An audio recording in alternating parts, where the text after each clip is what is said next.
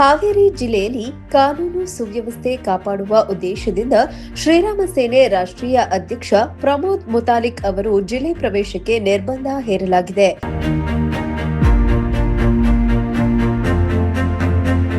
ಹಾವೇರಿ ಜಿಲ್ಲಾಧಿಕಾರಿ ಡಾಕ್ಟರ್ ವಿಜಯ ಮಹಾಂತೇಶ ದಾನಮ್ಮನವರ್ ಈ ಕುರಿತು ಆದೇಶ ಹೊರಡಿಸಿದ್ದು, ಆಗಸ್ಟ್ 24ರಿಂದ ಅಕ್ಟೋಬರ್ 15ರವರೆಗೆ ನಿರ್ಬಂಧ ಜಾರಿಯಲ್ಲಿದೆ.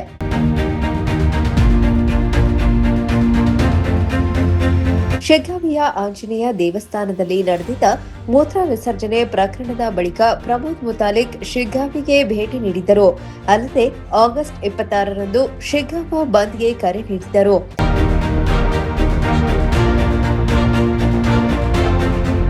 ಈ ವೇಳೆ ಅವರು ಮಾಡಿದ ಭಾಷಣಗಳಿಂದ ಜಿಲ್ಲೆಯಲ್ಲಿ ಪರಿಸ್ಥಿತಿ ಮತ್ತಷ್ಟು ಉದ್ವಿಗ್ನಗೊಳ್ಳುವ ಸಾಧ್ಯತೆ ಇದೆ ಎಂಬ ಆತಂಕ ವ್ಯಕ್ತವಾಗಿತ್ತು.